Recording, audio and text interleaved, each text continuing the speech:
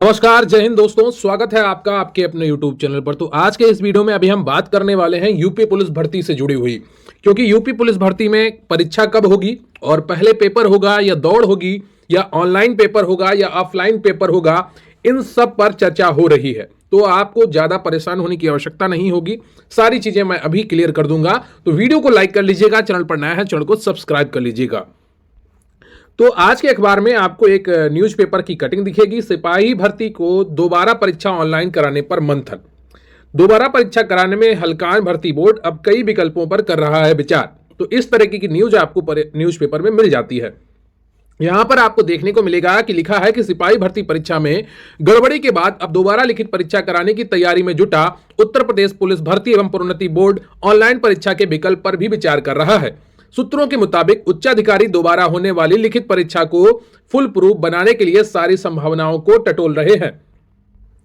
ऐसे में यदि परीक्षा कराने की जिम्मेदारी किसी अन्य सरकारी संस्थान को दे दी जाए तो हैरानी की बात नहीं होगी।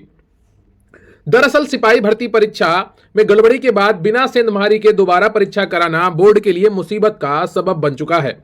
अधिकारी इस बात को लेकर हलकान है कि दोबारा परीक्षा आयोजित करने के दौरान paper leak, gang, solver gang, नकल माफिया से कैसे बचा जाए। वहीं परीक्षा कराने वाली कार्यदायी एजेंसी का चयन भी दोबारा होना है, जिसके लिए किसी निजी एजेंसी को मौका देने की हिम्मत अधिकारी जुटा नहीं पा रहे हैं। कई अधिकारियों का मत है कि भर्ती बोर्ड को दिल्ली पुलिस आदि की तरह परीक्षा कराने वाली किसी ऐसी सरकारी संस्था की सेवाएं लेनी चाहिए जिनके पास पेपर लीक आदि पर अंकुश लगाने का पुख्ता इंतजाम होता है। यानी कि एसएससी जैसी एजेंसी से पेपर या एनटीए की जैसे एजेंसी से पेपर करवाया जा सकता है। पहली शारीरिक दक्षता परीक्षा कराने पर भी चल रहा है विचार। तो कुछ अधिकारी ऑनलाइन परीक्षा कराने के पक्ष में हैं, हालांकि इसके लिए बड़ी संख्या में कंप्यूटर सेंटरों की आवश्यकता होगी।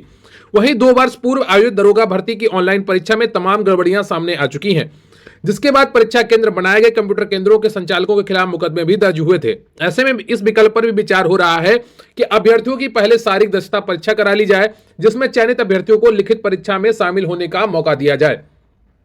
देखिए, पहले शारीरिक दक्षता परीक्षा क्यों नहीं हो सकती है, मैं उस पर एक बात आपको बता देना चाहता हूं कि कोई भी भर्ती होती है उसका आयोजन नोटिफिकेशन के अनुसार होता है। ठीक है, नोटिफिकेशन के आधार होता है और नोटिफिकेशन में पहला चरण लिखित परीक्षा लिखा है। तो अगर आयोग भर्ती बोर्ड चाहेगा कि पहले दौड़ करा लें तो बहुत से अभ्यर्थी कोर्ट जा सकते हैं और कोर्ट में कहेंगे इन्होंने तो पहले लिखित परीक्षा कराने का वो किया था, पहले दौड़ कैसे करा सकते हैं। ठीक है, तो ये भर्ती मामला कोर्ट में जाएगा, कोर्ट में लंबी प्रक्रिया हो सकती है।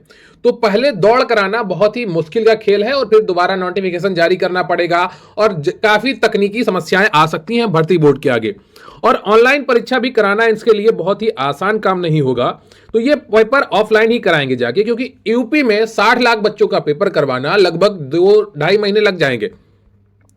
तो ऐसा तो मुझे नहीं लगता कि ये ऑनलाइन के माध्यम की तरफ जाएंगे। तो ज्यादा इनकी कोशिश होगी कि ऑफलाइन पेपर ही दोबारा करवाया जाए, लेकिन अच्छी एजेंसी के साथ करवाया जाए और एक शिफ्ट में करवाने की कोशिश होगी या 2 शिफ्ट में। 4 दिन के पेपर में कई बार लीक करने की समस्या ज्यादा बढ़ जाती है, लेकिन अगर आप 1 शिफ्ट में पेपर करेंगे, 2 शिफ्ट में करेंगे, एक ही दिन पेपर आयोजित करेंगे तो पेपर लीक होने की संभावना बहुत ही कम हो सकती है। तो हो सकता है परीक्षा सेंटर बढ़ाए जाएं और इस जिले के अभ्यर्थी दूसरे जिले भेजे जाएं। तो इससे क्या होगा, जो सिपाही भर्ती की दोबारा परीक्षा होगी उसमें जो लीक होने की संभावना बहुत कम हो जाएगी। सेंटर अधिक होने उससे दिक्कत नहीं होती है। दिक्कत यह होती है कि जब सेम जिले में सेंटर होता है तो कई बार क्या होता है, अपने रिश्तेदार के स्कूल में ही पहुंच जाता है इस सेंटर, तो वहां पर भी पेपर लीक होने की संभावना बढ़ जाती है। ठीक है, और धांधली की संभावना भी बढ़ जाती है। तो उसको रोकने के लिए अब आयोग क्या करेगा, भर्ती बोर्ड क्या करेगा कि सेंटर बढ़ाएगा, लेकिन सेंटर एक जिले से दूसरे जिले भेजेगा। तो इससे आपका पेपर और कम शिफ्ट में कराने की कोशिश करेगा कि 2 शिफ्ट में पेपर करवा लिया जाए। और 2 शिफ्ट में ऐसे भी करवा सकता है कि एक शिफ्ट में केवल लड़कों का पेपर हो जाए और दूसरी शिफ्ट में केवल लड़कियों का पेपर हो जाए, क्योंकि लड़कियों की भर्ती कहने को एक साथ हो रही है, लेकिन उनका 20% फिक्स है, सिर्फ 20% में ही वो लड़कियां भर्ती होंगी। तो भर्ती बोर्ड को अलग अलग ये पेपर कराने चाहिए। ठीक है, लड़कियों की अलग 20% भर्ती और लड़कों की अलग 20% भर्ती, ऐसा इनका आयोजन करवाना चाहिए था। लेकिन अब देखिए क्या होता है क्या नहीं होता है, वो तो बात की बात है। वीडियो को लाइक कर लीजिएगा, चैनल पर नया है चैनल को सब्सक्राइब कर लीजिएगा।